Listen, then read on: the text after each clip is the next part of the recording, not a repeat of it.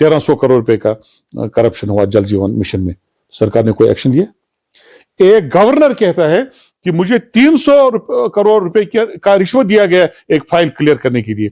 बजाय इसकी कि आप इन्वेस्टिगेशन करते, आप रिस्पॉन्सिबिलिटी फिक्स करते, जिन लोगों ने ऑफर किया उनके खिलाफ आप कोई कार्रवाई करते, आपने उस गवर्नर के घर पर छापा डालता। आपके घर में डाका डालता है कोई चोर, मैं आपके घर में डाका डालता हूं, तो क्या आप मुझे माफ करेंगे? मैं आपके हुकूक छीन लेता हूं, आपकी सारी प्रॉपर्टी छीन लेता हूं, तो क्या आप हाथ पर हाथ धरे बैठेंगे? जो लोग मर गए हैं वो कोई टॉफी लेने नहीं गए थे, वो कोई टॉफी लेने नहीं गए थे, तो आप इन चीजों को क्यों बोल रहे हैं कि जब मैडम ये कह रहे हैं कि वो लोग टॉफी नहीं लेने गए हैं तो मरे हैं, तो कोई न कुछ गुनाह किया होगा। फोर्स है जो सारे हिंदुस्तान को तबाह कर रही है, जो क्रिमिनल जो ताने बाने हैं हिंदुस्तानी कल्चर के, हिंदुस्तानी तहजीब के, आपसी भाईचारे के, उन ताने बाने जो है उनको तबाह कर रही है, उनको तोड़ रही है, और क्रिमिनल वायलेंस की बुनियाद पर इलेक्शन जीते जा रहे हैं। 1500 रुपया जो आपने 4.5 लाख मुलाजमीन से वसूल किया, वो पैसा कहाँ आज तक जरा टोटल करें, वो कितना पैसा है? मैंने भी 1500 रुपये दिया है एज जो मैं एम्प्लॉय था। तो वसूख से आपसे एक बात करना चाहूंगा, क्योंकि मैं प्रेसिडेंट रहा हूं एम्प्लॉय जॉइंट एक्शन कमेटी का, मुझे अच्छी तरह से मालूम है जितना करप्शन इस सरकार में हुआ, जब से अवामी सरकार चलेगी उसके बाद जो करप्शन यहां पर हुआ ना 2018 के बाद,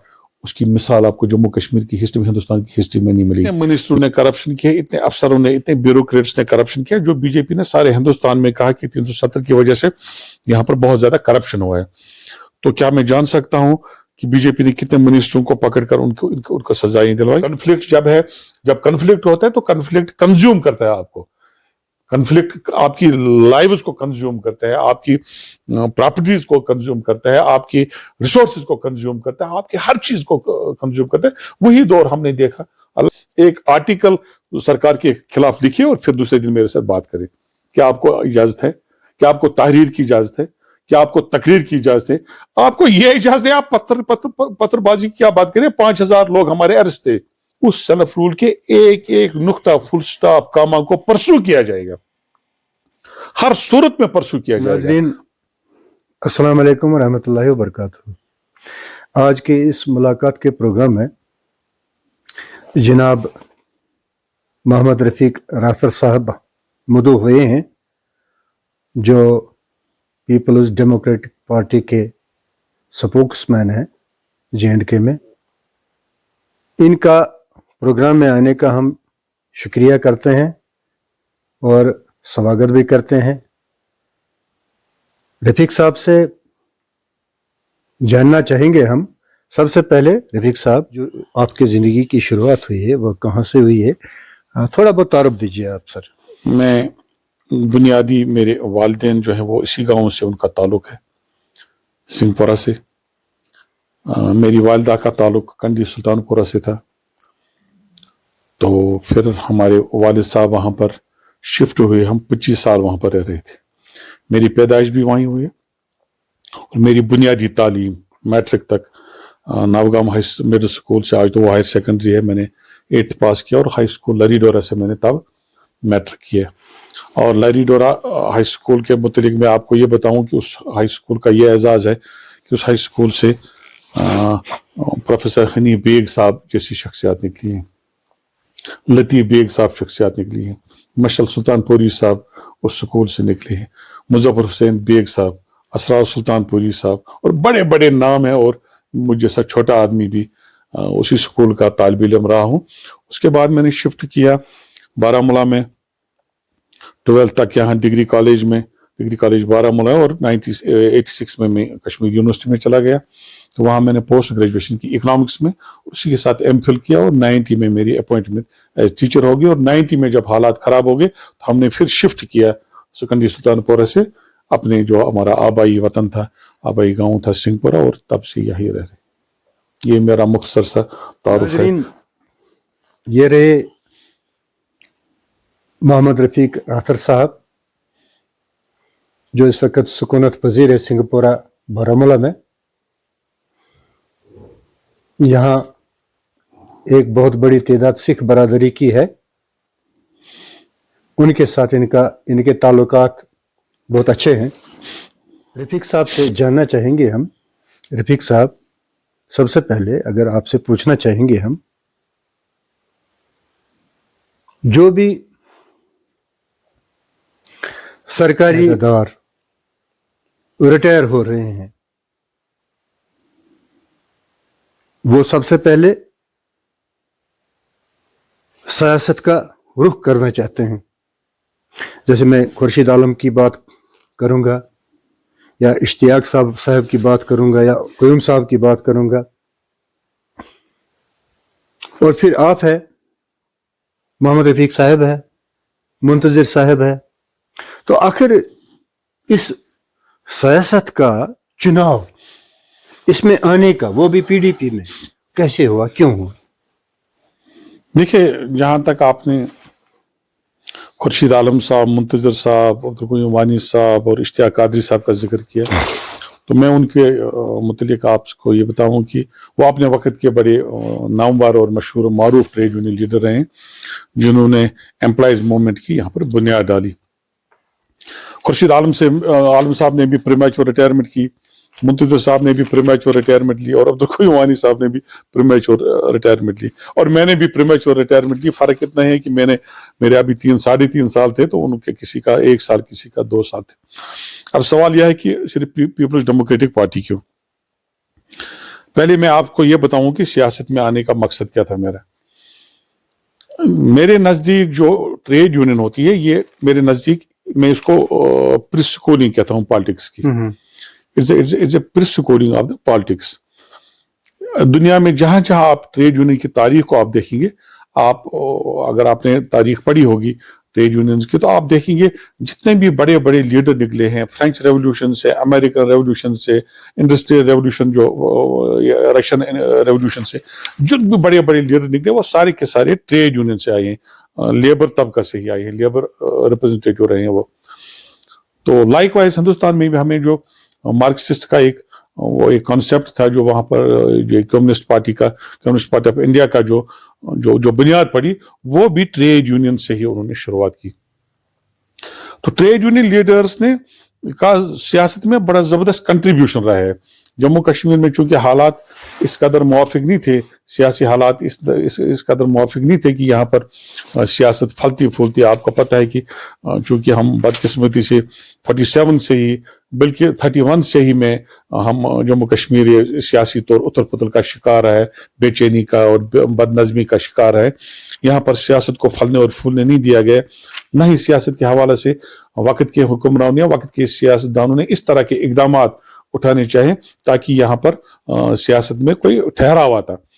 تو اس کو مد نظر رکھتے ہوئے یہاں پر جو ٹریڈ یونین لیڈرز تھے، ان کا کوئی وہ سیاست میں شاید زیادہ کچھ نہیں کر پائے. جب میں president employee joint action committee Jammu Kashmir employee joint action committee کا میں صدر تھا، اور آپ کو معلوم ہوگا کہ وہ 4.5 لاکھ ملازمین کا ایک متحد پلیٹ فارم ہے، اور میں الیکٹڈ یہ پریزیڈنٹ تھا عبدالقیوم وانی صاحب کے بعد. تو میں ایک مخصوص طبقہ کو، ملازم طبقہ کو ہی ریپرزینٹ کرتا تھا. لیکن میں نے دیکھا کہ جس طرح کے حالات یہاں پر ہیں، اور بالخصوص پوسٹ اگست 5 2019، جس طرح سے بیوروکریسی نے اپنا رخ بدل دیا، جس طرح سے بیوروکریسی نے شروع کیا لوگوں پر، بجائے اس کے کہ لوگوں کے معاملات اور مسائل وہ حل کرتے، میں نے محسوس کیا ایز ٹریڈ یونین لیڈر کہ لوگوں کے معاملات اور مسائل کو حل کرنے کے بجائے ان میں مشکلات پیدا کی جا رہی ہیں. اور لوکل بیوروکریسی کے حوالے سے میں بات کر رہا ہوں، اور میں بڑے ڈنکے کی چوٹ پر یہ بات کر رہا ہوں، اور میں نے ہر جگہ بات کی ہے. میں نے دیکھا کہ لوگ بڑے تنگ ہیں، لوگوں کا ایکسیس نہیں ہے. اور میں چونکہ ایک مخصوص طبقہ کو ریپرزینٹ کر رہا تھا، چونکہ جب آپ ملازم ہیں تو آپ کے لیے ایک لائن بھی ہے، ایک ریڈ لائن ہے جو آپ ریڈ لائن کراس نہیں کر سکتے، جس کو آپ CSR بولتے ہیں. ملازم کے لیے ایک ضابطہ اخلاق ہوتا ہے، وہ کراس نہیں کر سکتا. تو مجھے سفوکیشن محسوس ہو رہی تھی.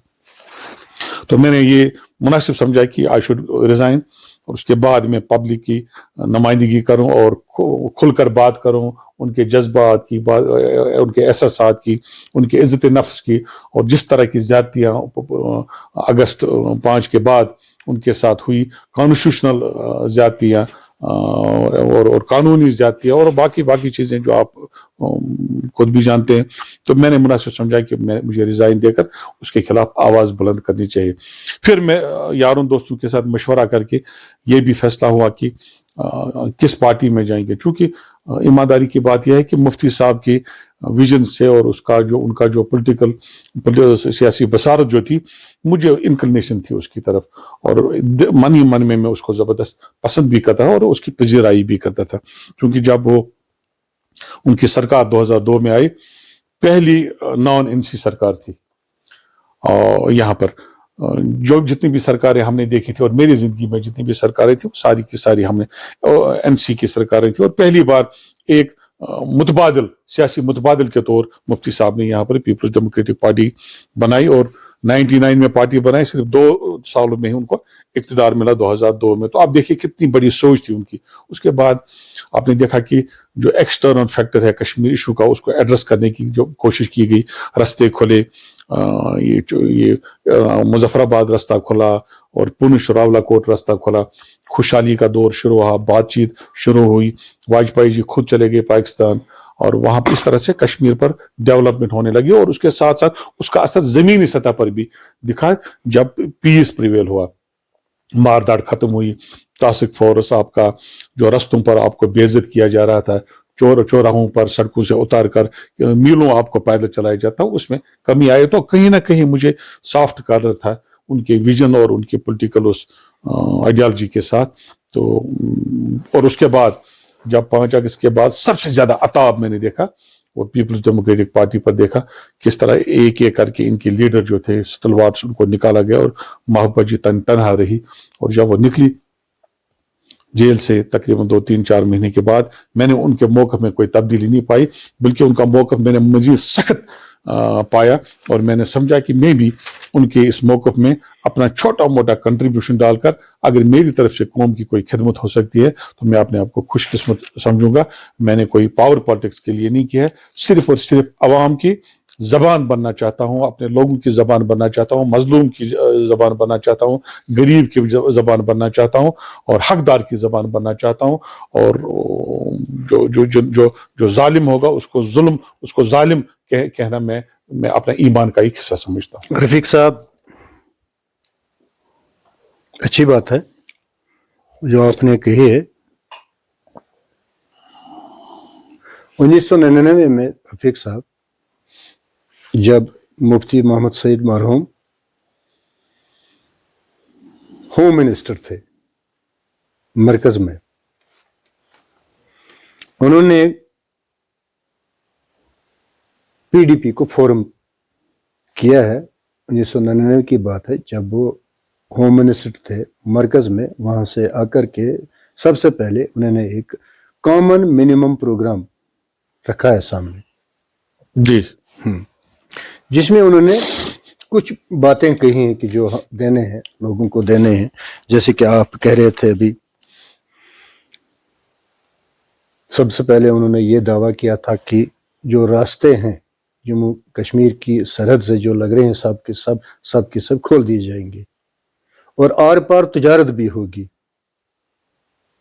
اور 1954 سے پہلے کا جو اقتدار تھا یہاں ریاست میں, اس کی بحالی کا بھی انہوں نے مطالبہ کیا. اور 35A وغیرہ کے لیے بھی انہوں نے نعرہ لگایا تھا کہ یہ جو ہے ریاست کی جو پوزیشن ہے اس کو واپس لائیں گے. نعرہ دیا تھا کہ ترقی کی جو ضمانت ہے اور جو ضامن ہے وہ پی ڈی پی ہے, آپ پی ڈی پی کو ووٹ دیجئے, پی ڈی پی کو بنائیے, اور ہم آپ کو یہ چیزیں دیں گے. اچھا, جب یہ ہوا تو بی جے پی سے کو الائنس ہوئی ہے.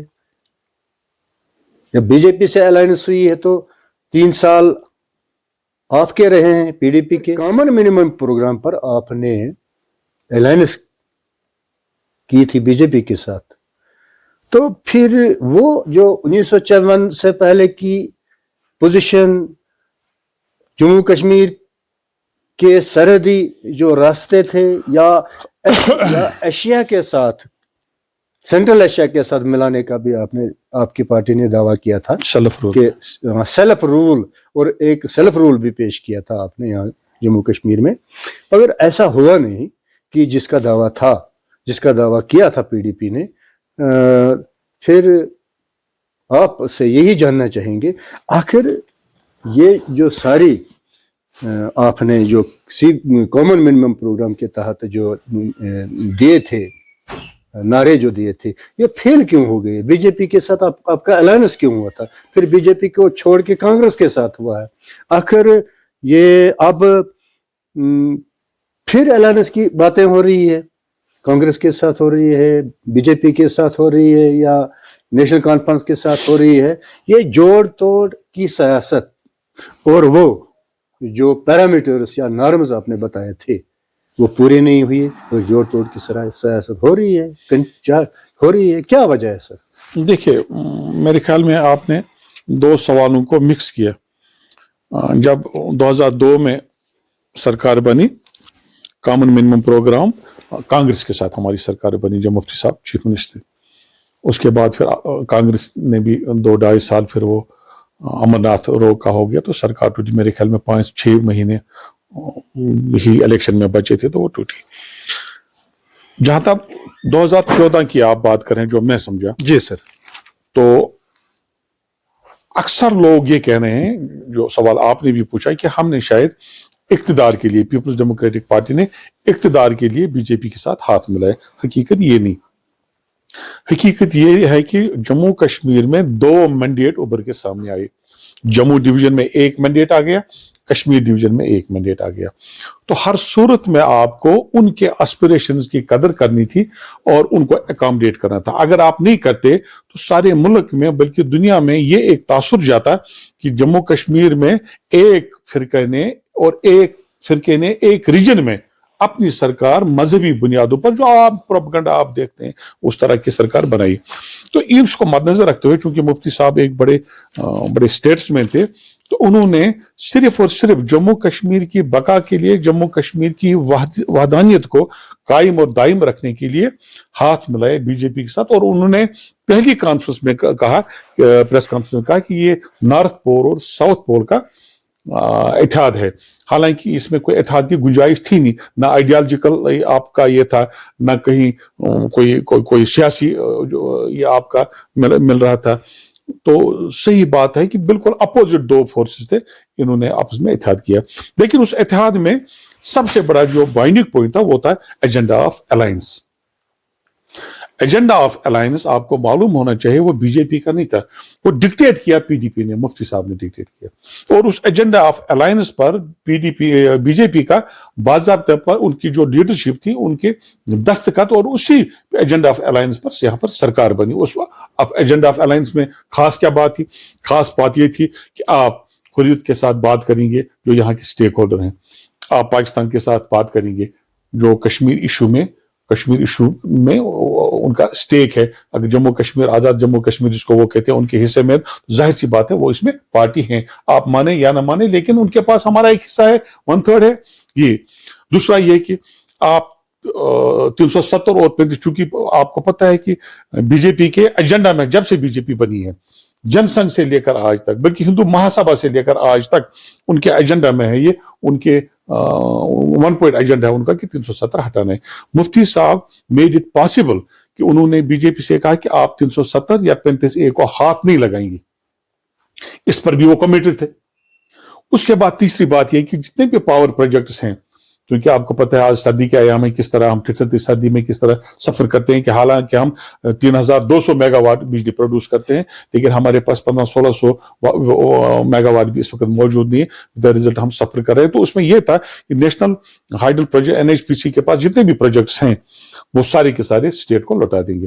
مفتی صاحب 1-2 سال رہے، بدقسمتی کے ساتھ میں کہہ رہا ہوں کہ بدقسمتی ہے اس قوم کی کہ مفتی صاحب زیادہ دیر نہیں رہے، چلے گئے، اللہ کو پیارے ہو گئے. اس کے بعد محبوبہ جی نے 3 مہینہ لگایا، آپ اس چیز کے گواہ ہیں، 3 مہینے تک وہ ریلکٹنٹ تھی کہ مجھے سرکار نہیں بنانی مفتی صاحب کی ڈیتھ کے بعد.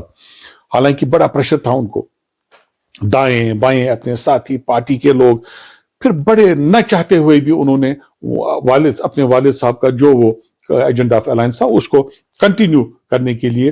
اور انہوں نے کئی بار یہ کہا کہ جو میں نے والد صاحب نے ایک ایجنڈا آف الائنس اپنے آپ کو کمٹ کیا تھا اور پارٹی کو کمٹ کیا تھا ایک ایجنڈے پر, تو میں اس کو ڈیریل نہیں کرنا چاہتی, مجھ سے ڈیریل نہیں ہونا چاہتا وہ. انہوں نے اس کو ساتھ لے کر پھر آپ نے دیکھا کہ کس طرح پھر انٹرنل بکرنگ بھی شروع ہوگی پی ڈی پی میں. بہت سارے لیڈر دائیں بائیں, وہ کھلی کتاب ہے کس طرح سے لوگ ایجنسیز نے بھی کچھ لوگوں کو کیا, بی جے پی کی طرف سے بھی کچھ لوگوں کو الگ نکالا گیا. وہ یہ تو اندرونی خلفشار بھی رہا, لیکن سرکار بنی محبت جی کے اس میں قیادت میں, اور اس ایجنڈا آف الائنس جو تھا اس کی کنٹینیوٹی کو مد نظر رکھتے ہوئے وہ سرکار بنانی پڑی, مجبوری میں بنانی پڑی. اور یہ اقتدار کے لیے پھر سے دہراؤں گا, میں کوئی کرسی کے لیے احتیاط نہیں تھا. لیکن اس کے بعد کٹھوا کا واقعہ ہوا, آسیہ کا وہ ریپ اور اس کی کلنگ چھوٹی بچی کا, وہاں سے شروعات ہوئی. بی جے پی کے 2 منسٹر اس کے سپورٹ میں نکلے, جلسے جلوس نکلے اور ہندوستان کے اپنے ملک کے فلیگ ہاتھ میں لے کر ان کو لیڈ کیا. اور محبوبہ جی نے ہر صورت میں ان کو بی جے پی سے کہا کہ ان 2 لیڈروں کو آپ ڈراپ کریں منسٹر سے, اگر آپ ان کو ڈراپ نہیں کرو گے تو میں سرکار کنٹینیو نہیں کروں گی. تو بی جے پی کو مجبور کیا اور انہوں نے کہا کہ میں سکم نہیں کروں گی اقتدار کے لیے. اس کے بعد کئی اقدامات ایسے ہیں جس کا ذکر خود میڈم نے کیا ہے اور انٹرویو میں کیا, اور آپ نے کئی نیشنل چینلوں پر اس نے اس کا ذکر کیا ہے کہ وہ گورنمنٹ آف انڈیا یا بی جے پی چاہتی تھی, میڈم کو فورس کر رہے تھے کہ وہ کچھ ایسے اقدامات اٹھائے جو قابل قبول نہیں تھے پیپلز ڈیموکریٹک پارٹی کو اور محبوبہ جی کو بذات خود. اس میں انہوں نے کہا کہ مجھے ایک بار 80 لوگوں کی لسٹ بھی دی گئی کہ ان کو آپ اریسٹ کرو, میں نے نہیں مانا, یہ اٹس آن ریکارڈ. اس کے بعد ان سے یہ بھی کہا گیا کہ کچھ لوگوں کو یہاں سے پکڑ کر پھر این آئی اے کے حوالے کرنا, پھر دوسری جیلوں میں لینا. محبوبہ جی نے انکار کر دیا. جب بی جے پی کو لگا کہ ہم اپنے ایجنڈے کی تکمیل میں, ان کو لگا کہ محبوبہ جی ان کے ایجنڈے کی تکمیل میں رکاوٹ ہے, ان کا ایجنڈا پورا نہیں ہو رہا ہے, مکمل نہیں ہو رہا ہے, اور محبوبہ جی سکم نہیں ہو رہی ہے, پریشر میں نہیں آ رہی ہے, تو انہوں نے اپنا سپورٹ واپس لیا. اب دیکھیے ایجنڈا آف الائنس کے جو آپ کہہ رہے ہیں کہ کیوں ٹوٹا, اب اس کا آپ کیا کر سکتے ہیں؟ آپ میرے ساتھ ایک ایگریمنٹ کرتے ہیں, ایک کنٹریکٹ کرتے ہیں, لیکن کنٹریکٹ کی آڑ میں مجھ سے کچھ ایسی چیزیں کروانا چاہتے ہیں جو نہ میرے لیے مفید ہے نہ میری قوم کے لیے مفید ہے. پھر اگر میں وہ نہ کروں, آپ یہ بہانہ بنا کر میرے ساتھ کنٹریکٹ توڑیں گے, تو میں اس میں کیا کر سکتا ہوں؟ یہ بدقسمتی تھی کہ سرکار پھر سے ٹوٹی, سرکار آگے نہیں چل پائی. اور اس کے بعد آپ نے دیکھا جب تک مفتی صاحب کی سرکار رہی, محبوبہ جی کی سرکار رہی, بی جے پی افت نہیں کر سکی 370 پر اور 35 پر. جیسے ہی سرکار گری تو اس کو پھر بہانے ملے, اور آج آپ یہ حالت دیکھ رہے ہیں. اگر مفتی صاحب کنٹینیو کرتے شاید یہ حالت نہیں ہو جاتی, یا بی جے پی والے اگر سنسیئر ہوتے ایجنڈا آف الائنس کے حوالے سے محبوبہ جی کے ساتھ جو ایگریمنٹ تھا, میرے خیال میں یہ حالات آج کے نہیں ہوتے. تو انہوں نے دھوکہ دیا. اب میں بار بار کہتا ہوں یہ کانسٹیٹیوشنل فراڈ تھا ہمارے لیے, لیکن اب سپریم کورٹ نے بھی اس کو لیگلائز کر دیا. لیکن اس کے بعد بھی لوگوں کے حقوق پر بات کرنا کوئی منع نہیں ہے. اور میڈم نے کئی بار کہا ہے, سپریم کورٹ کی رولنگ کے بعد بھی انہوں نے کہا کہ اپنے جو ہمارے حقوق تھے جس طرح سے وہ سلب ہو گئے, ان کے لیے آواز اٹھانا کوئی جرم نہیں ہے اور نہ ہی کوئی قانونی قدر ہے. آپ کہہ رہے تھے کہ مجبوری میں الائنس ہوا, بی جے پی کے ساتھ مجبوری میں الائنس ہوا. یہاں اگر دیکھا جائے تو محبوبہ جی نے الزام یہ لگایا تھا بخاری صاحب پر, الطاف احمد بخاری صاحب پر, کہ وہ کانسپیریسی کر رہا تھا پی ڈی پی کے خلاف اقتدار کے لیے, اقتدار لینا چاہتا تھا وہ. یہ محبوبہ جی کے الفاظ ہیں. جی جی. اگر یہ آپ کہہ رہے ہیں کہ مجبوری میں الائنس ہوا ہے بی جے پی کے ساتھ, تو اس کے پیچھے الطاف صاحب تھے یا محبوبہ جی کو کرسی کی لالچ تھی؟ کیا تھا اس کے پیچھے جو آپ کہہ رہے ہیں کہ مجبوری میں الائنس ہوا؟ الطاف صاحب تھے یا کرسی تھی؟ نہیں, مجھے یہ نہیں پتا الطاف صاحب کا اس میں کیا رول تھا, لیکن میں آپ کو ایک بات شاید میں نے پہلے بھی بتائی. میں نے آپ سے کہا کہ 2 ریجنز میں پولیٹیکلی 2 مینڈیٹ سامنے آ گئی. जम्मू में एक पार्टी को मैंडेट मिला, यहाँ पर दूसरी पार्टी को मैंडेट मिला, तो लाजिमन जम्मू कश्मीर को कायम और दायम रखने के लिए, इकट्ठे रखने के लिए इस तरह की अलायंस एक मजबूरी थी। वही मजबूरी का जिक्र मैंने किया, वो एक मजबूरी थी। जब महबूबा जी मुफ्ती साहब की डेथ हुई, उसके बाद महबूबा जी ने उसी एजेंडा ऑफ अलायंस पर काम शुरू किया जो उनके वालिद साहब ने किया था, जिसमें सारे अल्ताफ साहब बुखारी भी शामिल थे, जिसमें मुजफ्फर हुसैन बेग साहब भी शामिल थे, जिसमें डॉक्टर द्राबू साहब भी शामिल थे, जिसमें अपने वीरी साहब भी शामिल थे, और सारे लोग शामिल थे उस एजेंडा ऑफ अलायंस के इसमें हक में थे। उसको आगे चलाने की कोशिश की, लेकिन फिर मैं दोहराऊंगा, फिर जब बीजेपी की तरफ से इस तरह के इकदाम उठाए गए जो हमें लगा कि ये एंटी पीपल है, एंटी कश्मीर है, एंटी जम्मू कश्मीर है, और इस तरह के इकदाम से जो एजेंडा ऑफ अलायंस की रूह थी वो मजरू हो रही थी। तो फिर इक़्तिदार में रहने का मकसद ही क्या था? जब आप मुंह मोड़ रहते हैं, जब आप अपने किए हुए वादे पर कायम और दायम नहीं रहते हैं, तो महबूबा जी ने ये कहा, बार बार कहा कि फिर मुझे इक़्तिदार में सिर्फ कुर्सी पर बैठने का शौक अगर होता तो वो तो कंटिन्यू करते ना, वो बीजेपी की सारी शर्तें मानते, जो कुछ वो डिक्टेट करते थे वो मानते जाते, और 3 साल आराम से निकाल सकते थे। लेकिन उन्होंने नहीं किया। उन्होंने लोगों के एहसासात, उनके जज्बात, उनके हुकूक को मद्देनजर रखते हुए, उनकी इज्जत नफ्स को मद्देनजर रखते हुए कुर्सी को लात मारी, लेकिन कंप्रोमाइज नहीं किया, डिक्टेटरशिप के सामने कंप्रोमाइज नहीं किया। ये मजबूरी थी, इसी मजबूरी का मैं जिक्र कर रहा था आपके साथ। रफीक साहब, ये हाल है कि आप कह रहे हैं कि बीजेपी ने हमको धोखा दिया है, उन्होंने हमसे वो ये किया है, वो किया है, तो आपको कैसे वो यकीन कर सकते थे कि बीजेपी पावर में आकर आपके मिनिमम प्रोग्राम को अमलाया जाता? ऑफ अलायंस में 3 साल हमारे और 3 साल बीजेपी की नहीं थे, 6 के 6 साल चीफ मिनिस्टरशिप पीडीपी की थी। आप मेरी बात समझे? 6 साल इट वाज एग्रीड अपॉन कि 6 साल प्रेसिडेंट ये जो चीफ मिनिस्टर पोस्ट है वो पीडीपी के पास रहेगा, और डिप्टी चीफ मिनिस्टर इनका रहेगा, बीजेपी का रहेगा। पहली बात ये। दूसरी बात ये कि हमने सरकार नहीं गिराई, हमने बीजेपी की डिक्टेशन के सामने सकम्ब नहीं किया, हम झुके नहीं। जो कुछ हमसे वो करवाना चाहते थे हमने वो नहीं किया, उन्होंने सपोर्ट वापस ले लिया और सरकार गिरी। तो जाहिर सी बात है, जब उन्होंने सपोर्ट वापस ले लिया तो फिर हमारे पास अक्सरियत थी ही नहीं, तो हम फिर सरकार में रहते। लेकिन कैसे रहते? लेकिन ये कहना कि हमने उनको सपोर्ट वापस लिया, ये हकीकत है, उन्होंने ही सपोर्ट वापस ले लिया। चूंकि फिर कहूंगा मैं आपको, वो एजेंडा ऑफ अलायंस से हटकर उनको लगा, जो मुफ्ती साहब ने उनकी वो नकेल डाली थी, आप ये समझे, उनको बांध के रखा था एजेंडा ऑफ अलायंस में, जो मुफ्ती साहब ने। बीजेपी को शायद बड़ा लेट समझ आया कि हमने कहीं ना कहीं हम फंस गए, और वो आई बाई टाई शाई करने लगे थे और बहानेबाजी कर रहे थे, और ये कोशिश कर रहे थे कि हम इस एहतियात से बाहर निकले। और फिर उन्होंने बहानेबाजी की, और आपको मैंने बताया, कुटवा की मिसाल बताई, और भी फिर गुजरों के साथ जो उनको यहाँ पर जंगलों की जमीनों से बेदखल करना शुरू कर दिया, बाकी चीजें, और एक फितना और दूसरा फितना, और उसके साथ फिर बुरानवानी का भी मामला हो गया, उसमें भी बड़ी मारदार होगी। तो उस सूरत में मैडम ने मेरे ख्याल में कई बार अपने स्टैंड को क्लियर किया है। तो अगर वो चाहती तो वो 3 साल बड़े आराम से निकाले, लेकिन उन्होंने कहा कि मुझे इक़्तिदार की न जरूरत है और न इक़्तिदार की लालच है, और न मैं इस बुनियाद पर इस कुर्सी पर बैठूंगी, मुझे इक़्तिदार चाहिए। और अगर मैं लोगों के लिए कुछ करना नहीं चाहती, उनके जख्म पर मैं मरहम नहीं रख सकती, तो मुझे इस इक़्तिदार की जरूरत ही नहीं है। तो जाहिर सी बात है, फिर वही हुआ जो आपने देखा।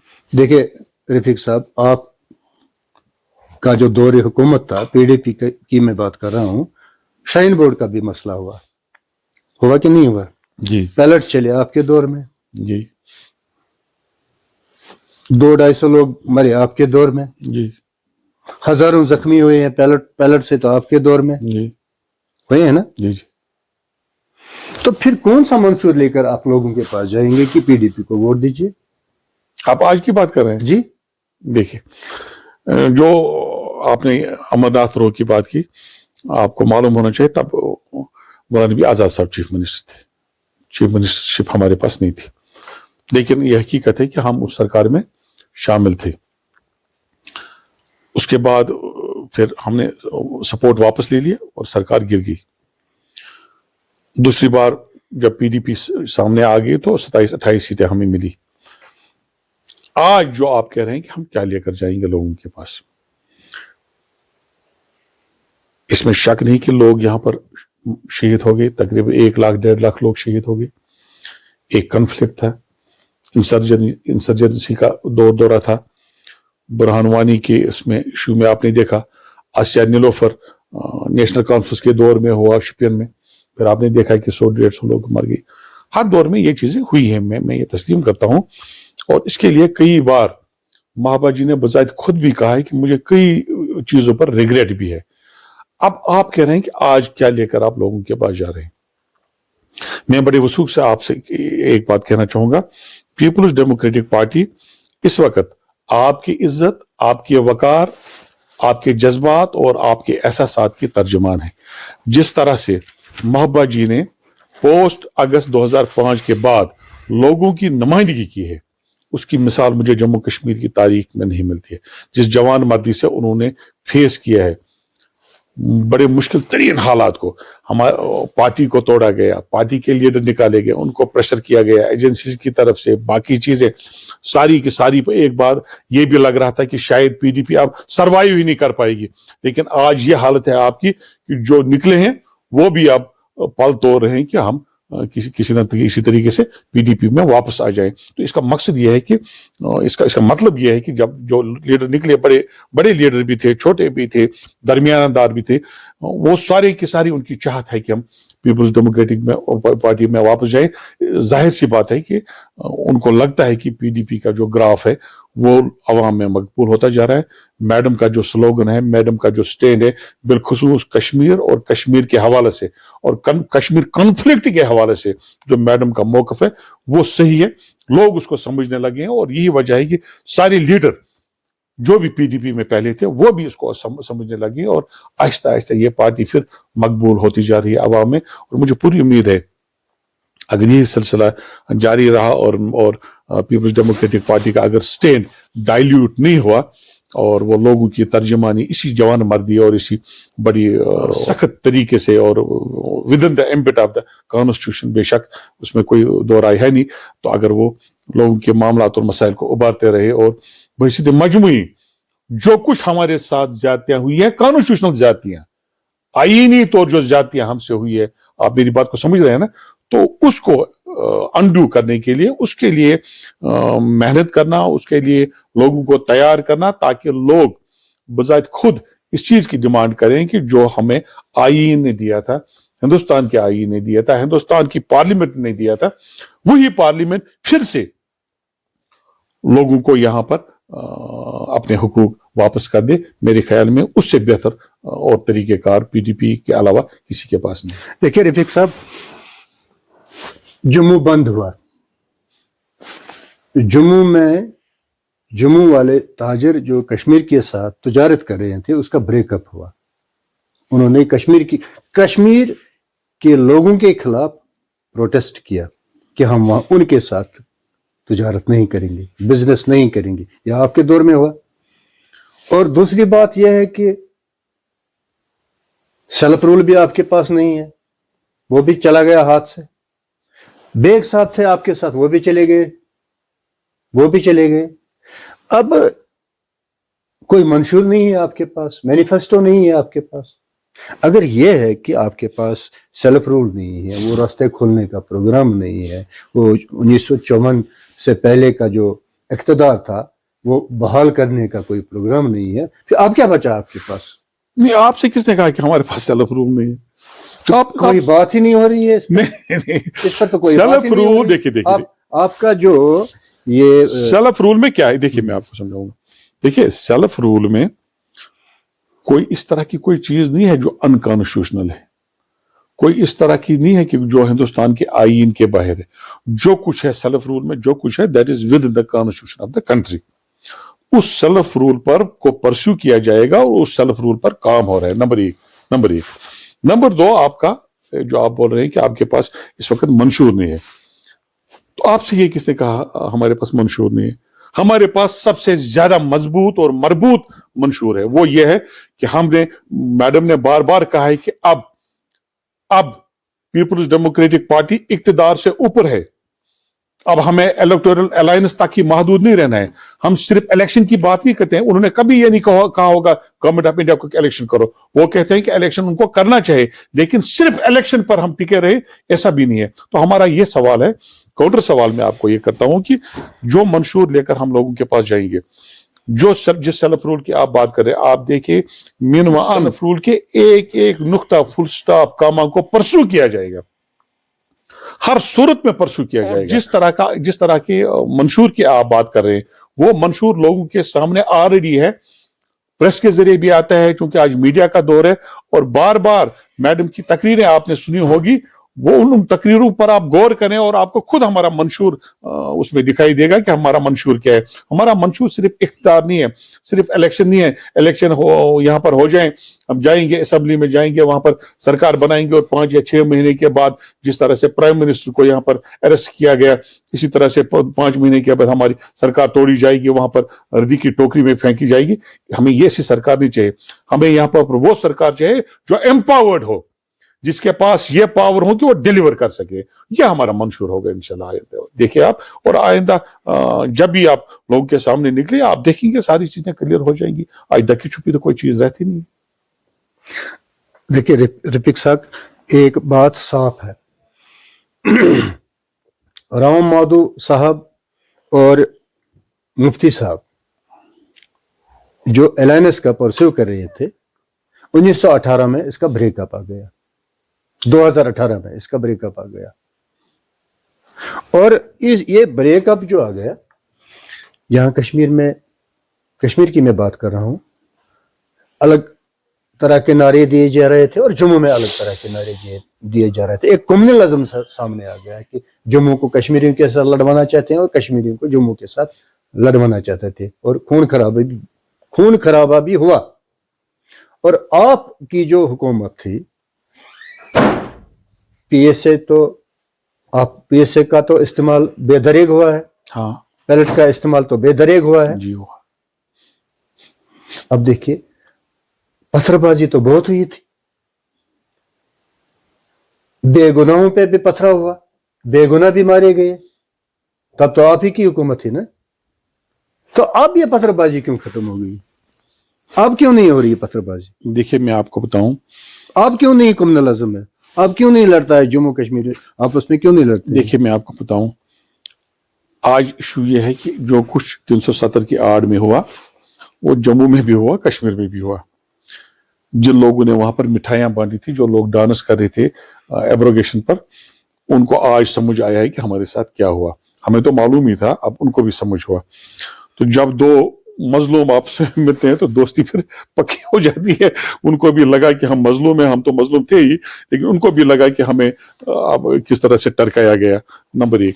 नंबर 2, जो आप पैलेट गन की आप बात कर रहे हैं, देखिए मैं आपको बताऊं, जब हमारी सरकार थी और जब बुरहान वानी का वाक़ा हुआ, उसके बाद जिस तरह से लोगों का स्पॉन्टेनियस रद्द अमल था, वो अनएक्सपेक्टेड था।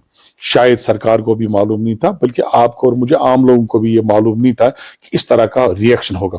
और रिएक्शन बड़ा स्पॉन्टेनियस था। सारे लोग सड़कों पर निकले, छोटे निकले, बड़े निकले, एक जुनून सा था, जज्बाती हो गए लोग। और उन्होंने जिस तरह की तोड़ फोड़ की, आप जानते, सारी दुनिया जानती है। नंबर 1 तो अनएक्सपेक्टेड था। दूसरा ये कि सरकार उस तरह की ज्यादती नहीं करना चाहते थे। आज जो आप मिला रहे हैं, आप मुझे बताइए, आप पथराव की बात कर रहे हैं, आप एक जर्नलिस्ट हैं, आर्टिकल सरकार के खिलाफ लिखिए और फिर दूसरे दिन मेरे साथ बात करें। क्या आपको इजाजत है? क्या आपको तहरीर की इजाजत है? क्या आपको तकरीर की इजाजत है? आपको यह इजाजत है? आप पत्थरबाजी की क्या बात करें? 5000 लोग हमारे अरेस्ट थे। आज भी नौजवानों पर पीएसए लगाकर और यूएपीए लगाकर और पता नहीं क्या क्या किन किन जेलों में भेजा जाता है। तो जिस तरह का माहौल कायम किया, हालांकि हम मानते हैं कि लॉ एंड ऑर्डर सिचुएशन जो है उसमें इंप्रूवमेंट है, लेकिन जो खौफ और हिरास का जो माहौल आज क्रिएट किया गया है, वो मैंने बाय एज 58, मैंने इन 58 साल में इस तरह का माहौल नहीं देखा है। जिस तरह का माहौल आज खौफ और हिरास का माहौल है, जिस तरह से सप्रेस आपकी आवाज, आपकी जेन्युइन वॉइस को बात नहीं करने देते। इवन आप बिजली पर बात करिए ना, मुझे एक दोस्त ने कहा पिछले दिनों की बात है कि उन्होंने एक मुलाजिम है, उन्होंने एक पोस्ट लिखा था बिजली पर, तो दूसरे दिन उनको फोन आ गया कि अगर आप ये डिलीट नहीं करोगे तो आपकी नौकरी जाएगी। तो आप गुलाम हसन साहब, आप किस माहौल में रह रहे हैं, इस माहौल को आप कंपेयर करें तो आपको डिफरेंस को समझ आएगी, तब क्या सिचुएशन थी और आज क्या सिचुएशन है। मेरे ख्याल में आप मुतमिन हो जाएंगे इस बात से। आपने कर्फ्यू का इस्तेमाल नहीं किया है, फिर आप की ये चाहत थी कि तलट का इस्तेमाल करें, गोलियों का इस्तेमाल करें, लोगों को मारे, खून खराबा करेंगे, आपकी चाहत थी? या फिर अगर आपने कर्फ्यू का इस्तेमाल, आप एक बड़े स्पोक्समैन है रियासत जम्मू कश्मीर के पीडीपी के, तो अगर आपने जो हथियार आपके पास था उसका इस्तेमाल नहीं किया, जो किलिंग हुई तो आपकी हुकूमत ने की, और उसके नताइज भी बुरे निकले। मैंने आपसे शायद कहा, मैंने कई बार आपसे कहा, अभी भी कहा कि स्पॉन्टेनियस रिएक्शन था। जब स्पॉन्टेनियस रिएक्शन होता है तो एकदम आपकी समझ ही नहीं आ रहा है कि किस तरह की सिचुएशन है, किस तरह इसको हैंडल करें। एक तो ये, दूसरा ये कि अवामी सरकार में और एक गैर अवामी सरकार इन द सेंस जो इलेक्टेड ना हो, उसमें यही फर्क होता है। अवामी सरकार का ये होता है कि वो चाहते हैं कि मामलात को बड़े तरीके और सलीके से आगे चलाएं, जबकि एक ऐसी सरकार जो इलेक्टेड ना हो, जो अकाउंटेबल ना हो, जो आंसरेबल ना हो और जिनका डायरेक्ट लोगों के साथ ताल्लुक ना हो, तो वहां पर ये चीजें कंसिडर नहीं की जाती। ये भी एक फैक्टर हो सकता है। दूसरा फैक्टर, मैंने आपसे कहा, बार बार कहा मैंने, कि एक ऐसी सिचुएशन बनी सारे कश्मीर में कि समझ नहीं आ रहा है ताकि क्या और कौन सी सरकार, फिर बताऊंगा, हम क्या, मैं ये चाहूं कि मैं चीफ मिनिस्टर हूं और मेरी तरफ से ज्यादतियां हो जाए, क्या मैं चाहूं कि हमारे बच्चे मरे, हमारे अजीज मरे? कौन थे वो? अपने लोग तो है, अपने बच्चे तो हैं। तो बार बार ने, मेरे ख्याल में मैडम ने कई बार उस पर नदामत का इजहार किया और उन्होंने माफी भी मांगी है, लेकिन एक सिचुएशन बनी है, उस पर बदकिस्मती है जम्मू कश्मीर की कौम की। हमने 90 से लेकर आज तक कई ऐसे वक्त, 2010 में भी ये सिचुएशन बनी, आसिया नीलोफर का केस जब हुआ शुपियन में, उस वक्त भी ये इस तरह की सिचुएशन बनी। इसी तरह जो यात्रा का आप जिक्र कर, उस वक्त भी ये सिचुएशन बनी। तो इस तरह की सिचुएशन में बनती रही और बदकिस्मती से ये साइकिल ऑफ वायलेंस यहाँ पर चलता रहा कि, और बड़ी बड़ी कीमती जानें जो थी वो ज़या हुई, जो नहीं होनी चाहिए थी। तो लेकिन हुई, क्या करेंगे आप। कन्फ्लिक्ट जब कन्फ्लिक्ट होता है तो कन्फ्लिक्ट कंज्यूम करता है आपको, कन्फ्लिक्ट आपकी लाइव्स को कंज्यूम करता है, आपकी प्रॉपर्टीज को कंज्यूम करता है, आपकी रिसोर्सेज को कंज्यूम करता है, आपकी हर चीज को कंज्यूम करता है। वही दौर हमने देखा है कि इसके बाद यहाँ पर अमन हो, तरक्की हो और यहाँ पर हालात ठीक से अच्छी ढंग पर आ जाए। आप भी दुआ करें, हम भी दुआ करेंगे। लेकिन फिर से कहूंगा कि लोगों के साथ जिस तरह का रवैया मौजूदा सरकार ने ये रवा रखा है, वो काबिल कबूल नहीं है। उस पर नजरसानी करनी पड़ेगी और उस पर सारे लोगों को एक होकर उसके खिलाफ आवाज भी बुलंद करनी पड़ेगी। देखिए रफीक साहब, जब बीजेपी और पीडीपी इनकी आपस में ठन गई, इक़्तिदार से बीजेपी महरूम हुई, तो कांग्रेस ने आपको सपोर्ट देने की रिक्वेस्ट की थी, हम आपको सपोर्ट देंगे, आप हुकूमत बनाइए। नेशनल कॉन्फ्रेंस ने आपको सपोर्ट दिया। उमर अब्दुल्ला कह रहे हैं कि नहीं, आप कंटिन्यू करिए, हुकूमत बनाइए, हम आपको सपोर्ट देंगे।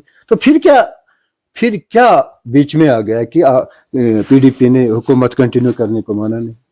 अगर आप ये कह रहे हैं, फिर आप देखा ना, फैक्स खराब हो गया था ना, फैक्स मशीन खराब थी।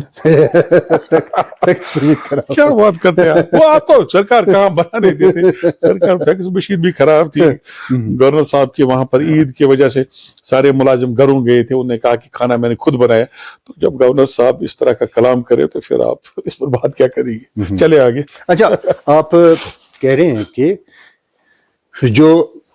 जिन लोगों की किलिंग हुई है, जो लोग मरे हैं, बदकिस्मती थी, पछतावा है, ये नहीं होना चाहिए, वाकई नहीं होना चाहिए, क्योंकि वो भी हमारे बच्चे हैं, वो भी हमारे भाई हैं जो मरे हैं।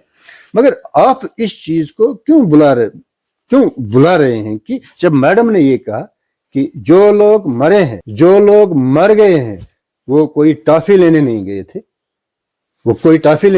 थे, तो आप इन चीजों को क्यों बोल रहे हैं कि जब मैडम ये कह रहे हैं कि वो लोग टॉफी नहीं लेने गए हैं तो मरे हैं, तो कोई न कुछ गुनाह किया होगा? नहीं, ऐसा मैडम ने ऐसा नहीं कहा। ऑन रिकॉर्ड है, मैं बताऊंगा ना क्या कहा टॉफी लेने नहीं गए। हाँ बिल्कुल, बिल्कुल दूध लेने तो नहीं गए थे। उन्होंने कई बार इसकी वजाहत की। उन्होंने कहा कि माँ में बहसी थी, माँ अपने बच्चों से कह रही थी कि और कुछ गसक बंकस ब्रोटकिन क्या काम छे, मिठाई छे आई थी, दूध छे आई थी। ये उनके अपने अल्फाज हैं। उन्होंने कई बार इसकी वजाहत की है और बार बार उन्होंने इसकी वजाहत की है कि ये एक माँ का प्यार था अपने बच्चे के लिए, औलाद के लिए, कि मेरा बच्चा कहीं एक्सीडेंट, मतलब मेरा भी बच्चा कहीं बाहर जाए तो हम उनको डांट के ऐसा नहीं बोलते। ये उनके अल्फाज हैं कि अगर एक माँ ने अपने बच्चों को प्यार से डांटने की कोशिश की, क्या आप क्यों जाएंगे बंकर के सामने, क्यों जाएंगे पुलिस स्टेशन के सामने। देखिए आपको भी पता है कितने पुलिस स्टेशन पर दावा बोला गया होगा ना, कई पुलिस स्टेशन साउथ में बिलखुसूस ऐसे वाकत हुए। तो ये एक माँ का प्यार था अपने बच्चों के लिए, और जिस तरह से फिर इसको पॉलिटिकल स्लोगन बनाया गया और जिस तरह से इसको फिर इस्तेमाल किया गया पीडीपी के खिलाफ, मेरे ख्याल में वो ज्यादती थी। पार्टी के साथ भी ज्यादती थी और मैडम की जात के साथ भी ज्यादती थी। अगर वो चाहती, फिर कहूंगा, अगर वो चाहती कि वो 3 साल चीफ मिनिस्टर आराम से रह सकती थी और यहाँ पर ये हालात भी नहीं रहते, लेकिन उन्होंने कहा कि मैं लोगों की इज्जत नफ्स के साथ किसी किस्म का समझौता नहीं करूंगा। तो सरकार टूटी और उनको कोई पछतावा भी नहीं है। उन्होंने कहा ठीक है, टूटी और टूटी, लेकिन अब बड़े सोच समझकर कदम उठाने की जरूरत है, एकदम इकट्ठे होने की जरूरत है।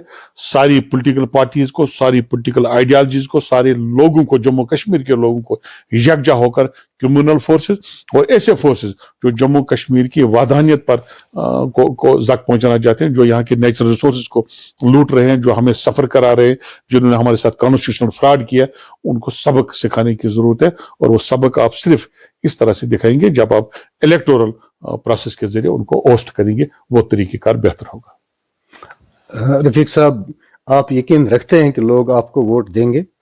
मुझे पूरी उम्मीद है, इंशाल्लाह। उम्मीद है, पूरी उम्मीद है इंशाल्लाह। तो क्या कहा जाए, लोग ये कहते हैं कि अगर करप्शन हुआ तो वो पीडीपी की दौर में हुआ, अगर बीच बोए हैं तो वो नेशनल कॉन्फ्रेंस ने बोए हैं, और लेवल यहां तक बढ़ गई थी कि जे.एंड.के स्टेट की मैं बात कर रहा हूं या यूटी की मैं बात कर रहा हूं, नंबर 1 पे आ गई। तो आपके दौर में करप्शन का लेवल बहुत बढ़ गया था, बहुत ग्राफ बढ़ गया था। बड़े बड़े ऑफिसर वो करप्शन कर रहे थे, कमिश्नर करप्शन कर रहे थे, मिनिस्टर करप्शन कर रहे थे। मिनिस्टर एक पार्टी से निकल रहे थे, दूसरी में जा रहे थे, दूसरे में निकल रहे थे, तो यहाँ आ रहे थे, तो वो करप्शन कर रहे थे। यहाँ तो करप्शन में कोई फर्क नहीं आया। तो अब क्या यकीन रखते हैं आप कि लोग ये सब कुछ भूलकर आपको वोट दे रहे हैं? यहाँ कितने साल से बीजेपी की गवर्नमेंट है? मतलब गवर्नर साहब की सूरत में 6 साल से है ना, 18 के बाद तकरीबन 5-6 साल से। अगर मिनिस्टरों ने करप्शन किया, इतने अफसरों ने, इतने ब्यूरोक्रेट्स ने करप्शन किया, जो बीजेपी ने सारे हिंदुस्तान में कहा कि 370 की वजह से यहाँ पर बहुत ज्यादा करप्शन हुआ है, तो क्या मैं जान सकता हूं कि बीजेपी ने कितने मिनिस्टरों को पकड़कर उनको सजाएं दिलवाई, कितने ब्यूरोक्रेट्स को आज तक पकड़ा, कितने ऑफिसर्स को आज तक पकड़ा, कितने पुलिस ऑफिसर्स, कितने जुडिशियल ऑफिसर्स को आज तक पकड़ा जिन पर उनका इल्जाम था कि पीडीपी के दौर में करप्शन हुआ। नंबर 1। नंबर 2, मुझे बताइए कि जितनी भी एजेंसीज हैं उन्होंने महबूबा मुफ्ती की हर एक चीज को, मेरे ख्याल में मकान तो उनके पास है नहीं, बैंक अकाउंट से लेकर उनकी जाती छोटी छोटी चीजें उनको भी खंगाल के रख दिया, और उनके खिलाफ कई बार ईडी ने उनको बुलाया, वहां पर सरकारी कोठी से बाहर निकाला। क्या कुछ साबित कर सके? क्या एक भी इल्जाम उन पर साबित हुआ है चीफ मिनिस्टर ने करप्शन किया है? कहने की एक बात है, देखिए कहने को तो आप मुझ पर इल्जाम लगाएंगे, मैं आप पर इल्जाम लगाऊंगा, लेकिन ये चीजें फिर साबित करनी पड़ती है।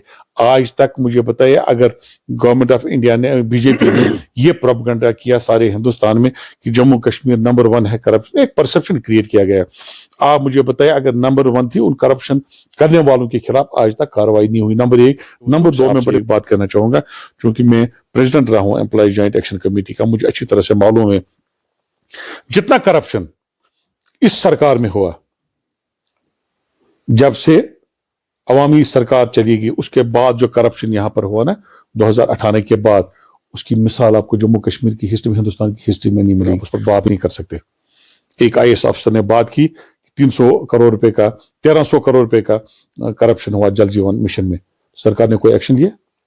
एक गवर्नर कहता है کہ مجھے 300 کروڑ روپے کا رشوت دیا گیا ایک فائل کلیئر کرنے کے لیے، بجائے اس کی کہ آپ انویسٹیگیشن کرتے، آپ ریسپانسبلٹی فکس کرتے، جن لوگوں نے آفر کیا ان کے خلاف آپ کوئی کاروائی کرتے، آپ نے اس گورنر کے گھر پر چھاپا ڈالتا ای ڈی نے۔ یہ انصاف ہے؟ آپ مجھے بتائیے، آپ نے 2019 میں یہاں پر ملازمین کے لیے ایک ہیلتھ انشورنس پالیسی کی، اس میں آپ کو 6,000 روپے پھر ملازم سے لینا تھا، 1,500 روپے آپ نے ہر ملازم سے لیا، 4.5 لاکھ ملازمین کا ٹوٹل کرے۔ اس کے بعد جب گورنر نے کہا کہ مجھے میں اپروو نہیں کروں گا یہ فائل، تو فائل اپروو نہیں ہوئی۔ 1500 روپے جو آپ نے 4.5 لاکھ ملازمین سے وصول کیا، وہ پیسہ کہاں آج تک؟ ذرا ٹوٹل کریں وہ کتنا پیسہ ہے۔ میں نے بھی 1500 روپے دیا ہے جو میں امپلائی تھا۔ ان چیزوں کو جب آپ تولیں گے نا، تو یہ سارے پولیٹیکل سلوگنز ہیں، سرکاری سطح پر پولیٹیکلی موٹیویٹڈ ہوتے ہیں یہ الزامات، کاؤنٹر الزامات، تو اس کی طرف زیادہ آپ دھیان نہ دیں۔ ہاں، آپ کا صحیح یہ کہنا ہے کیا لوگ ہمارے موقف کو تسلیم کریں گے؟ تو میں نے آپ سے کہا کہ جتنے بھی لیڈر پیپلز ڈیموکریٹک پارٹی سے نکلے تھے، آپ نے سنا ہوگا کہ بہت سارے لوگوں نے میڈم سے اپروچ کیا ہے پرسنلی یا باقی لیڈروں سے کہ وہ پھر سے آنا چاہتے ہیں اس پارٹی میں۔ ظاہر سی بات ہے کہ ان کو بھی اب ریئلائز ہوا ہے کہ پی ڈی پی کا موقف صحیح ہے، پی ڈی پی کا گراف صحیح ہے، اور پی ڈی پی کے موقف کو عوام میں پذیرائی مل رہی ہے، اسی لیے بھی وہ بھی واپس آ رہے ہیں۔ تو آپ دیکھیں گے آنے والے وقت میں پی ڈی پی اسی آن بان شان کے ساتھ انشاءاللہ میدان میں اترے گی، اور اچھے نتائج کی امید آپ رکھیں۔ میں آپ کو یقین دلانا چاہوں گا۔ رفیق صاحب، نیا نعرہ آپ کا کیا ہوگا؟ الیکشن جب لڑنا ہی تو ہے آپ کو، جی، تو کیا نیا نعرہ ہوگا آپ کا؟ لوگوں کی عزت نفس کو بحال کرنا ہے۔ وہ تو چلا گیا، تیری عزت میری عزت، 370 نہیں، 370 اب کیا ہے؟ نہیں، دیکھیے 35 سے بھی چلا گیا۔ دیکھیے میں آپ کو بتاؤں گا، اسی سپریم کورٹ نے 370 کو 35A کو پرماننٹ کہا تھا نا، اسی سپریم کورٹ نے کہا تھا نا۔ Sampat Prakash versus Union of India میں 1954 میں یا 68 میں، مجھے ایکچوئل پتا نہیں ہے، یاد نہیں ہے ڈیٹ، تو ایک رولنگ آئی تھی نا، اس میں اسی سپریم کورٹ نے کہا ہے نا کہ it's a permanent feature of the constitution of Jammu constitution of India. اسی کانسٹیٹیوشن نے یہ نہیں کہا کہ it can not be abrogated unless it is recommended by the assembly, by the JNK assembly. تو تب انہوں نے یہ کہا تھا کہ یہ پرماننٹ نہیں ہوگا۔ آج وہ کہہ رہے ہیں کہ نہیں، جو کچھ انہوں نے یہ نہیں کہا، انہوں نے کہا کہ جو گورنمنٹ نے کیا وہ ٹھیک کیا۔ کل کو اس طرح کی سچویشن بھی بن جاتی ہے، نئے چیف جسٹس، نئے جج صاحب آتے ہیں، وہ آپ کے آئین کی تشریح اور کسی انداز سے نکالیں گے، وہ کہیں گے کہ نہیں یہ پرماننٹ فیچر ہے۔ لیکن اس کے لیے آپ کو دیکھیں، آپ کے گھر میں ڈاکہ ڈالتا ہے کوئی چور، میں آپ کے گھر میں ڈاکہ ڈالتا ہوں، تو کیا آپ مجھے معاف کریں گے؟ میں آپ کے حقوق چھین لیتا ہوں، آپ کی ساری پراپرٹی چھین لیتا ہوں، تو کیا آپ ہاتھ پر ہاتھ دھرے بیٹھیں گے؟ ہم جدوجہد کریں گے، سیاسی جدوجہد، اسی گورنمنٹ کے پاس جائیں گے، اسی پارلیمنٹ کے پاس جائیں گے، انہی پارلیمنٹیرین کے پاس جائیں گے، ان کی رودات سنائیں گے، اپنی تکلیف سنائیں گے، اور ہم ان سے کہیں گے کہ اگر آپ گجرات میں 371 ہے، یہاں کیوں نہیں ہے؟ اگر آپ نارتھ ایسٹ کو پروٹیکشن دیتے ہیں لینڈ کی، یہاں پر کیوں نہیں ہے؟ اگر آپ باقی اسٹیٹوں میں آپ کیوں ایک پیمانہ لگائیں گے اور یہاں پر دوسرا پیمانہ لگائیں گے؟ کیا صرف اس لیے کہ یہ مسلم میجارٹی اسٹیٹ ہے اس لیے آپ ہمیں جو چاہے مرضی وہ آپ کریں گے؟ تو ان چیزوں پر بات کرنا کوئی غیر قانونی تھوڑا ہی ہے، نہ ہی غیر قانونی ہے، نہ ہی یہ ملک کی ایکتا کے خلاف ہے۔ تو ان پر بات کرنی چاہیے، آپ کو بھی کرنی چاہیے، ہمیں بھی کرنی چاہیے، عوام بات کرے گی انشاءاللہ۔ اور دیکھیے جب اگر پی ڈی پی کو انشاءاللہ اگر یہ ووٹ ملے اور پی ڈی پی کی اگر حکومت بنی تو ہم اس مسئلے کو اٹھائیں گے، اور بڑے زوردار طریقے سے اسمبلی میں بھی اٹھائیں گے کہ ہمارے ساتھ زیادتی کیوں ہو رہی ہے۔ اس پر بات کرنا کوئی جرم نہیں ہے اور نہ ہی کوئی گناہ ہے۔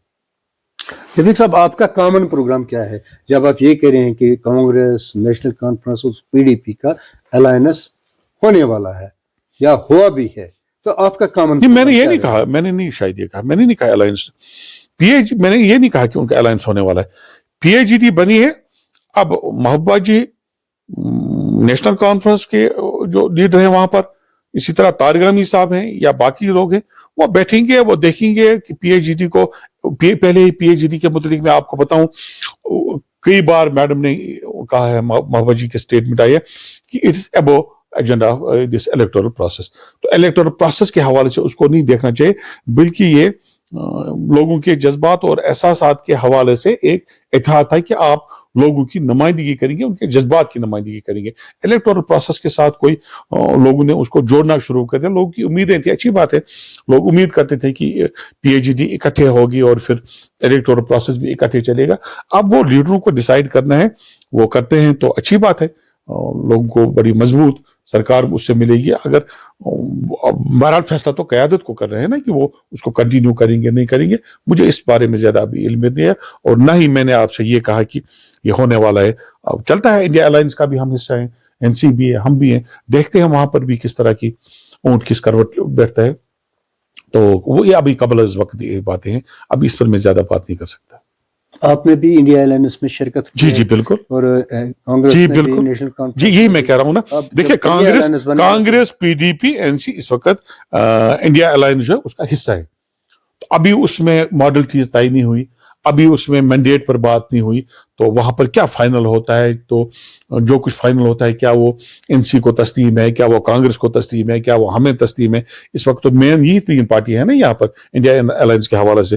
تو اس پر میں نے کہا آپ سے کہ یہ قبل از وقت ہے، ابھی اس پر بات نہیں ہوئی ہے. تو ابھی ہم بھی آپ کے ساتھ زیادہ اس پر بات نہیں کر سکتے. کیا سارا کچھ بی جے پی کے خلاف ہو رہا ہے؟ ظاہر سی بات ہے، کرمنل فورس ہے جو سارے ہندوستان کو تباہ کر رہی ہے. جو کرمنل جو تانے بانے ہیں ہندوستانی کلچر کے، ہندوستانی تہذیب کے، آپسی بھائی چارے کے، ان تانے بانے جو ہیں ان کو تباہ کر رہی ہے، ان کو توڑ رہی ہے، اور کرمنل وائلنس کی بنیاد پر الیکشن جیتے جا رہے ہیں. تو ظاہر سی بات ہے ساری پولیٹیکل پارٹیز جتنی بھی سیکولر طاقتیں ہیں ہندوستان میں ہونا بھی چاہیے، وہ ساری اکٹھے ہوئی ہیں اور وہ چاہتی ہیں کہ ایک کرمنل سرکار جو یہاں پر اس کو چھٹی کرنی ہے. تو اس کے لیے وہ اتحاد بنایا جا رہا ہے. اور اگر وہ اپنا ایگو چھوڑ کر، اپنی سیلف انٹرسٹ کو چھوڑ کر، پارٹی انٹرسٹ کو چھوڑ کر اگر اس اتحاد کو مضبوط کریں گے تو مجھے نہیں لگتا ہے کہ کیا وجہ ہے کہ ہم بی جے پی کو نہیں ہرا سکتے. لیکن سوال یہ ہے کہ کیا آپ اکٹھے ہوں گے، کیا اپنا ایگو چھوڑیں گے، کیا اپنے جو سیلف انٹرسٹ ہیں ان کو چھوڑیں گے. اس کو چھوڑنے کے لیے آپ کو قربانی دینی پڑے گی. اگر آپ یہ قربانی دیتے ہو تو بڑے بہتر نتائج ہوں گے انشاءاللہ، مجھے امید ہے. اچھا رفیق صاحب، آپ سے یہ آخری سوال ہوگا، کیا مرحوم مفتی صاحب جب اس نے بی جے پی کے ساتھ الائنس کیا تھا اس کو یہ بات سمجھ نہیں آئی کہ بی جے پی ایک کمیونل فورس ہے، تو آپ کہہ رہے ہیں کہ اب وہ کمیونل فورس ہے، یہ کیسے بن گئی پھر؟ میں نے آپ سے پہلے ہی کہا تھا، پہلے سوال میں میں نے جواب دیا آپ کو. جب مفتی صاحب نے ایجنڈا آف الائنس بنا کر سرکار بنائی تو انہوں نے پہلی کانفرنس میں کہا نارتھ پول اور ساؤتھ پول. ان کو سب پتا تھا لیکن انہوں نے اس کو جکڑ کے رکھا تھا. یہاں کمیونل فورس کی میں بات کر رہا ہوں. دیکھیں کمیونل آج تو نہیں ہے نا وہ. آپ کو ہسٹری پتا نہیں ہے کیا؟ آپ کو نہیں پتا گجرات میں کیا ہوا؟ آپ کو نہیں پتا مظفر آباد مفتی صاحب وہ سمجھے نہیں کیا؟ بالکل سمجھے. اچھا، لیکن اس کے سوا چارہ کیا تھا آپ کے پاس؟ ایک مینڈیٹ آیا تھا دو ڈویژنوں سے. آپ کے پاس اور کیا چاہ رہا تھا؟ مجھے سمجھائے نا. اگر آپ میری جگہ ہوتے تو کیا کرتے، ان کی جگہ آپ ہوتے تو کیا کرتے. ایک مجبوری میں جموں کشمیر کو اکٹھے رکھنا، مضبوطی سے ایک سٹیٹ بنا کر رکھنا، یہ ایک سیاسی مجبوری بن گئی تھی جس کو آپ نے بہرحال کیا کہتے ہیں کڑوی گونٹ تھی لیکن آپ کو پینی پڑی. تو اس کو مد نظر رکھتے ہوئے اتحاد بنا تھا. لیکن جو کمیونل فورسز کا جو ان پر جو ان کی چھاپ ہے وہ آج کی تو نہیں ہے نا، وہ تو ساری دنیا جانتی ہے. آپ کہیں یا نہ کہیں، سارا ہندوستان کہہ رہا ہے اور ساری دنیا کہہ رہی ہے. اور کس طرح کی سیاست وہ کرتے ہیں، تو یہ کسی سے ڈکی چھپی نہیں ہے کہ اس وقت ضرورت ہے سارے ہندوستان میں جتنے بھی سیکولر طاقتیں ہیں، جتنی بھی نان کمیونل جو پولیٹیکل پارٹیز ہیں، ان کو اکٹھا ہو کر ایسے لوگوں کو گھر بھیجنا چاہیے. اور یہ ملک کی ایکتا کے لیے ضروری ہے، ملک کی انٹیگریٹی کے ضرورت ہے، ملک کی یونٹی کے لیے ضرورت ہے، اور بالخصوص جموں کشمیر کے وحدانیت کے لیے بھی ضروری ہے. جی اچھا رفیق صاحب، آپ کی میسیج کیا رہے گی یہ صورتحال سامنے رکھ کر جموں کشمیر کے لوگوں کو لداخ تو الگ کیا گیا ہے جموں کشمیر سے، اب جموں اور کشمیر رہا ہے یو ٹی، تو ان دونوں خطوں کو آپ ایک مانتے ہیں کہ یا کوئی الگ الگ میسیج دینا؟ ایک مانگتا ہوں میں. جموں کشمیر، لداخ اور کرگل ہمارا حصہ ہے، جموں کشمیر ریاست کا ایک حصہ ہے. تو میسیج یہی ہوگی کہ ہمیں ذات پات سے اوپر اٹھ کر، مذہبی منافرت سے اوپر اٹھ کر रीजनल बयास से ऊपर उठकर चूंकि हमारे मामलात इकट्ठे, ये तो साबित हुआ ना पोस्ट अगस्त 5/2019 के बाद, ये साबित हुआ ना कि जम्मू और कश्मीर में कोई इम्तियाज नहीं रहा।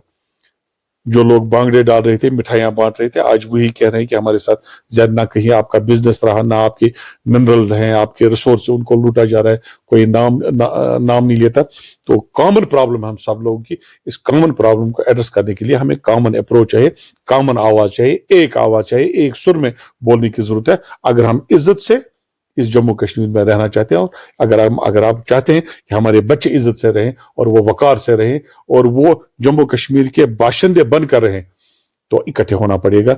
अदरवाइज जिस तरह का अब माहौल बनता जा रहा है, आपने देखा जम्मू में रिसेंटली क्वार्टर्स बने, कुछ 300-400-500 क्वार्टर बने, कहा ये मजदूर ये जो बाहर से आएंगे। अब मेरा सवाल है, जो हम भी जाते हैं मजदूरी करने के लिए, हमारे लोग भी पंजाब जाते हैं, दिल्ली जाएंगे, वो उनके लिए भी वहां क्या क्वार्टर बने रहते हैं क्या? उनको लिए भी वहां पर आसाइशें होती हैं। सिर्फ जम्मू कश्मीर को, जम्मू में आप ये सारे कुछ कर रहे हैं, वहां पर जो 5-5 मरले जमीन आपने शुरू किया बांटना, किसको दे रहे हैं? हमने सवाल पूछा सरकार से कि आप किनको देना चाहते हैं वो। तो आर्टिकल 370 एक इवेंट नहीं था, एक प्रोसेस था, और इस प्रोसेस को इस्तेमाल करके आप आहिस्ता आपको डिसएम्पावर किया जा रहा है। जम्मू कश्मीर के लोगों को डिसएम्पावर किया जाता है। आपकी जमीनें छिन रही है, आपके रोजगार छिन रहे हैं, आपकी नौकरियां छिन रही हैं, आपके मिनरल्स छिन रहे हैं, आपके रिसोर्सेज छिन रहे हैं, आपका कुछ यहां नहीं रहेगा। फिर आप क्या करेंगे? आपकी फिर पोजीशन वही हो जाएगी फिर जो इस तरह के माहौल में लोगों की होती है। तो इकट्ठे बात रखने की जरूरत है, यूनाइट होने की जरूरत है, एक ही आवाज में बात करने की जरूरत है, और इस जाति के खिलाफ बोलने की जरूरत है, तभी हम कामयाब हो पाएंगे। शुक्रिया। रफीक साहब, मुझे लगता है कि ये जो बातें आप कह रहे हैं ये कहीं भड़कावा की तो नहीं है वोट लेने के लिए? नहीं, मुझे नहीं लगता इसमें कोई ऐसी बात है। जब मैं ये कह रहा हूं हमें इकट्ठे होने की जरूरत है, तो इसमें भड़कावा के मेरे ख्याल में ये तो रिकॉन्सिलेशन है। जब मैं कहूंगा जम्मू और कश्मीर के लोगों को इकट्ठे होने की जरूरत है, तो ये तो रिकॉन्सिलेशन है। तो इसमें भड़काव वाली बात कहाँ है? हाँ, भड़काव वाली बात इसमें यह है कि हमें क्रिमिनल फोर्सेस के खिलाफ इकट्ठे होकर कॉन्स्टिट्यूशनली, लीगली और कॉन्स्टिट्यूशनली उनको अप्रूव करना चाहिए यहां से। ये मेरी मैसेज हो। नाजरीन, ये रहे रफीक साहब जिन्होंने दिल खोल के हमारे सवालात का जवाब दिया, और जी भर के आज पूरी इन्होंने शरारत निकाली है बीजेपी पर, और अपना मैनिफेस्टो भी पेश किया है कि इनको इलेक्शन लड़ना है और वोट लेना है इन लोगों से, और किस तरह लेने हैं। रफीक साहब, अस्सलाम वालेकुम। शुक्रिया नवाज।